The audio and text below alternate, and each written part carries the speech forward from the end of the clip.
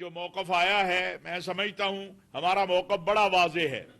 ایک بے بنیاد پراپیگنڈا مہم چلائی جاتی ہے. نہ یہاں کوئی اسرائیل کو تسلیم کرنے جا رہا ہے، نہ کوئی فلسطین سے پیچھے ہٹ رہا ہے. آپ نے دیکھا کہ سعودی ولیعہد امیر محمد بن سلمان جب امریکہ جا رہے تھے تو ہمارے ملک کے اندر بھی جن کو میرا خیال ہے ابراہیم اکارڈ کی پہلی شک بھی نہیں پتا، وہ بھی شور کر رہے تھے کہ جناب یہ ہونے لگا ہے، وہ ہونے لگا ہے. لیکن مملکت سعودی عرب نے اپنا بڑا واضح موقف جو ہے وہ دنیا کے سامنے رکھا. اسی طرح پاکستان کا موقف بھی بڑا واضح ہے. دنیا میں دو ملک ہیں، ایک پاکستان اور ایک سعودی عرب، جن کا اسرائیل سے کوئی تعلق، کوئی رابطہ، کوئی معاہدہ نہیں ہے. اور جب تک فلسطینیوں کو آزاد خود مختار ریاست نہیں مل جاتی، کوئی تصور بھی نہیں کر سکتا اس کا، بعد میں بھی نہیں کیا جا سکتا. کسی نے نہیں کہا کہ فلسطینیوں کو ریاست مل جائے گی تو ہم اسرائیل کو مان لیں گے. کس نے کہا ہے یہ بات؟ جو ہماری فوج کے جانے کی بات تھی، جو کہ ابھی کہیں کوئی طے نہیں ہوئی تھی، اس پر بھی بڑا شور مچایا گیا. اس پر بھی اسحاق ڈار صاحب نے ہر بات کلیئر کی کہ ہم کوئی حماس سے لڑنے نہیں جا رہے. وہاں پر وہاں جانے کا مقصد یہ تھا کہ غزہ کی دوبارہ تعمیر نو، اس میں ہم اپنا حصہ ڈال سکیں. اور وہ اسلامی ممالک جو اس میں اپنا حصہ ڈالنا چاہتے ہیں، لیکن اس کا مقصد قطعاً یہ نہیں تھا اور نہ ہے اور نہ ہوگا کہ وہاں جا کے فلسطینیوں سے پاکستان کی فوج نے یا کسی نے لڑائی لڑنی ہے یا کرنا ہے. دوسرا معاملہ افغانستان کا ہے جو بہت اہم معاملہ ہے. یہاں جتنے حضرات بیٹھے ہیں، ہم نے اپنے ماضی میں جس طرح افغانستان کی مدد کی ہے وہ کسی سے مخفی نہیں ہے. ہم افغانستان کو اپنا بھائی سمجھتے ہیں، لیکن اگر ہمارا بھائی کسی طرف آنے کو تیار نہیں ہے، ترکی نے کوشش کر کے دیکھ لی ہے، قطر نے کوشش کر کے دیکھ لی ہے، اور آخری ہفتے میں سعودی عرب بھی کوشش کر کے دیکھ لی. اور ہمارا مطالبہ بڑا سادہ سا ہے، کوئی ایسا مطالبہ نہیں ہے کہ جو سمجھ رہا ہے. ہم یہ کہہ رہے ہیں کہ آپ کی سرزمین سے پاکستان کے اندر دہشت گردی نہیں ہونی چاہیے. میں اپنے ہمسائے سے، اپنے بھائی سے صرف یہ چاہتا ہوں کہ میرے ملک کے اندر میرے بچوں کو آ کے وہاں سے کوئی نہ مارے. کیا یہ غلط ہے؟ یہ مطالبہ ہمارے بردر اسلامی ممالک بھی جو ہیں اس کی تائید کر رہے ہیں اور دنیا پوری اس کی تائید کر رہی ہے. ہم یہ بھی کہہ رہے ہیں کہ چلیے، اگر جو پاکستان سے لوگ آپ کے پاس ہے وہ آپ اپنے پاس رکھنا چاہتے ہیں، رکھیے، ہمیں کوئی اعتراض نہیں، لیکن وہ پاکستان میں آ کے دہشت گردی نہ کرے. آپ کے انصار تھے، آپ کہتے ہیں آپ اپنے پاس رکھنا چاہتے ہیں، رکھیے. ایک طرف آپ کہتے ہیں وہ پاکستانی ہیں، ہم کہتے ہیں انہیں ہمیں واپس دے دیں.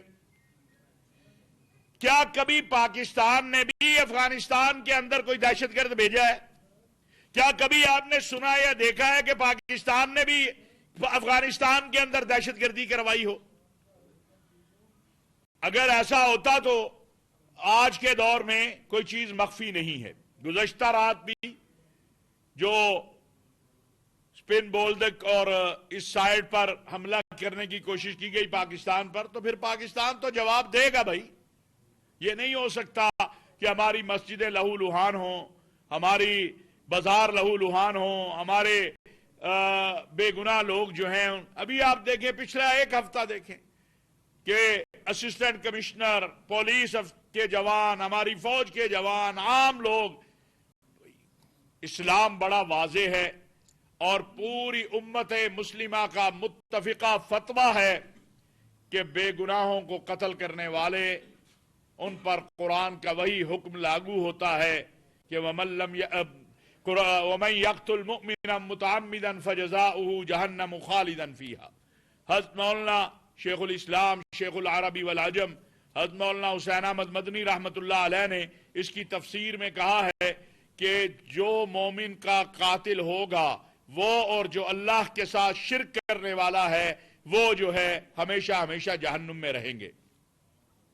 لہذا اس حوالے سے ہم افغان قیادت سے، افغانستان کے ذمہ دار لوگوں سے یہ کہنا چاہتے ہیں کہ وہ ایسے عناصر کا جو ہندوستان کی ایما پر یہ سارا کچھ کر رہے ہیں، پاکستان دشمن اور اسلام دشمن قوتوں کی ایما پر پاکستان اور افغانستان کو جنگ میں دھکیلنا چاہتے ہیں، ان کا آپ خود بندوبست کریں، ان کو روکنا آپ کی ذمہ داری ہے۔ پاکستان بار بار آپ کو بتا رہا ہے، عالمی دنیا کو بتلا رہا ہے، یہ قابل قبول نہیں ہو سکتا کہ ہمارے شہر، ہمارے گھر، ہماری مسجدیں، ہماری امام برگاہیں، ہمارے چرچ پاک بازار لہولوہان ہو اور ہم خاموشی سے بیٹھے رہیں، ہمارے سیکورٹی کے اداروں پر حملہ ہو اور ہم کہیں کہ بھئی اس کے اوپر جو ہے خاموشی اختیار کی جائے۔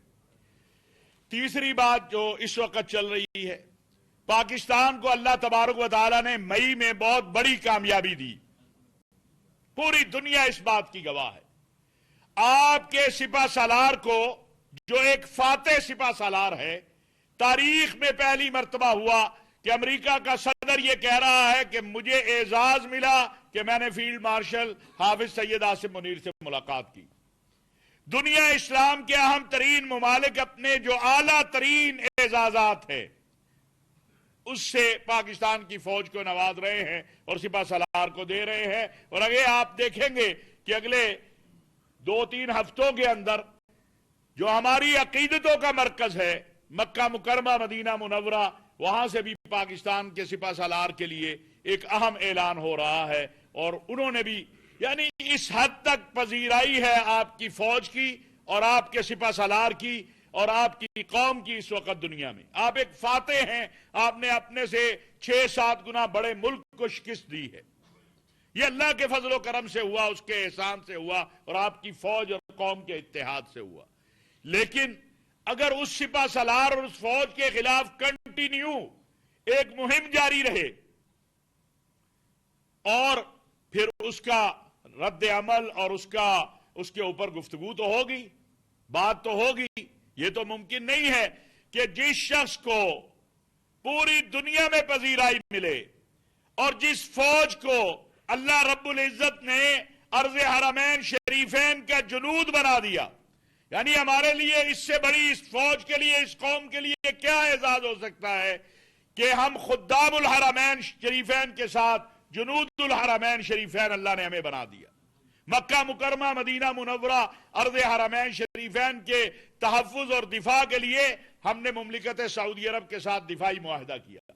بہت سارے اسلامی ممالک، میں جانتا ہوں، ابھی میں ایک عالمی کانفرنس میں تھا، ہر کوئی مبارکبادیں دے رہا تھا، اور پاکستان کے اندر ایک طبقہ جو ہے وہ جب دل چاہے، جس وقت دل چاہے، جو چاہے وہ فوج کے حوالے سے، فوج کے سپہ سالار کے حوالے سے جو چاہے کہنا شروع کر دے، اور اس پر آپ کہتے ہیں جی خاموشی اختیار کریں۔ کیسے خاموشی اختیار کی جا سکتی ہے؟